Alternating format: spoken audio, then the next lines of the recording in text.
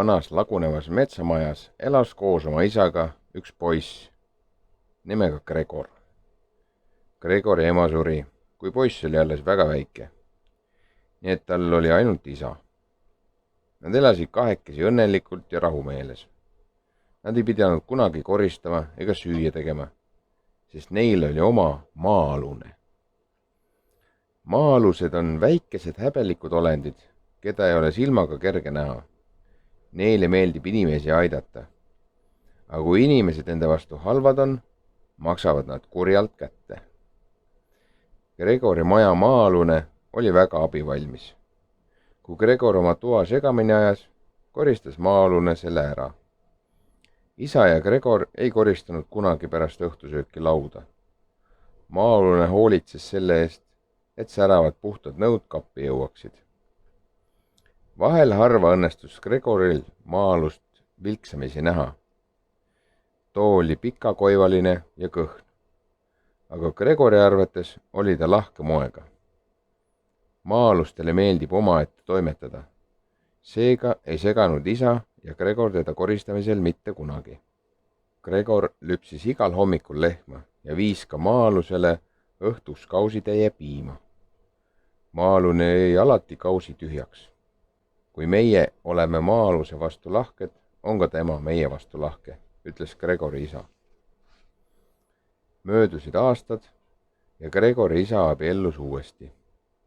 Uus naine kolis nende majja ja temast sai Gregori võõrasema. Ole oma uue ema vastu kena, käskis isa Gregorit. Aga poisile ei meeldinud isa uus naine. Too oli upsakas, kalk ja õel. Kui isa tööle läks, hakkas uus naine Gregori kallal näägutama. Küll sina oled ikka laisk, ütles ta. Hoopis sina peaksid kõik kodutööd ära tegema, mitte see räpane elukas. Õhtul hakkas Gregor nagu tavaliselt maa-alusele piimakaussi valama, aga võõrasema ei lubanud. See on raiskamine, hüüdis ta. Maa-alune otsigu endale ise süüa. Gregor ei olnud sellega nõus, aga võõrasema ei andnud järele.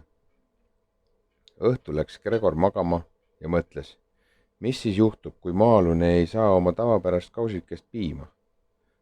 Kas ta vihastab?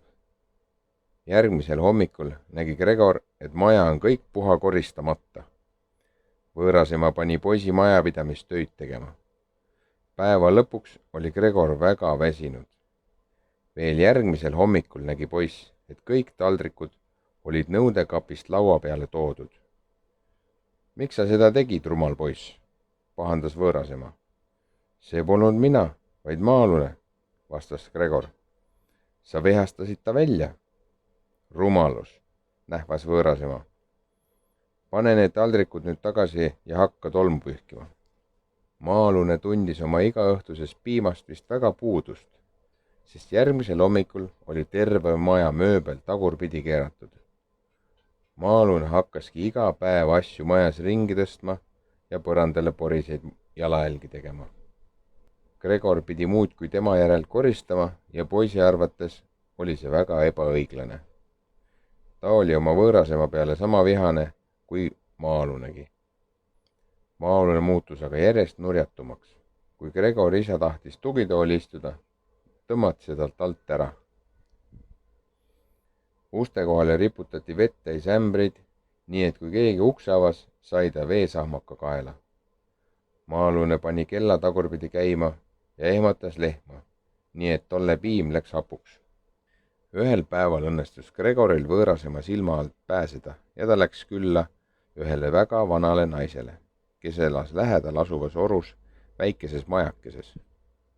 Gregor tahtis tema käest nõu küsida. Vihale aetud maa-alune on hirmus, vastas vana naine. Kui sa tahad maa-alust näha, läheb sul tarvis kivi, mille keskel on auk.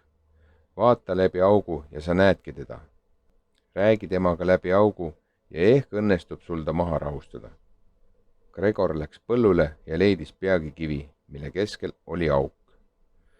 Gregor pöördus tagasi koju, kus asjalood olid veelgi kehvamaks läinud. Võõrasema seisis köögis ning tema ümber lendasid kõik potid, pannid ja taldrikud. võõras ema haaras ühe praepanni kätte ja üritas teisi sellega eemale ajada. Gregor hoidis vägisi naeru tagasi. Ta võttis auguga kivi kätte ja vaatas läbi selle. Ta nägigi maa-alust, kes vihase näoga potte ja panne lennutas.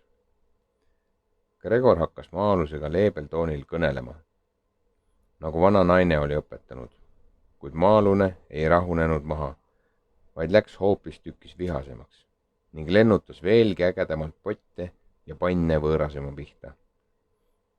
Anna mulle andeks, Gregor, et ma sind halvasti kohtlesin, ütles hirmunud võõrasema. Ma luban edaspidi paremini käituda. Päästa mind ainult selle maa-aluse käest. Samal õhtul viis Gregor maa-alusele jälle piima. Ta võttis kivi kaasa ja vaatas läbi selle, kuidas ta unustas, et maa-alustele meeldib omaette olla. Väike olend märkas, et teda jälgitakse. Gregor mõtles, et maa-alune hakkab ka teda asjadega loopima, kuid too näitas talle vaid rusikat. Maa-alune sai pahaseks ja jooksis minema. Gregor vaatas talle läbi kiviaugu aknast järele ning nägi, kuidas väike tegelane üle küngaste kargas. Ilma piimata saan ma veel hakkama. Aga ma ei kannata, et keegi mind vahib, hüüdis maa-alune. Ma otsin endale uue pere. Hüvasti, Gregor. Sellest päevast peale ei näinud nad maa-alust enam iial. Võõras ema oli Gregori vastu palju kenam ning nüüd tegid nad kolmekesi kõik kodutööd majas ära. Gregor, tema isa ja võõras ema elasid õnnelikult elu lõpuni.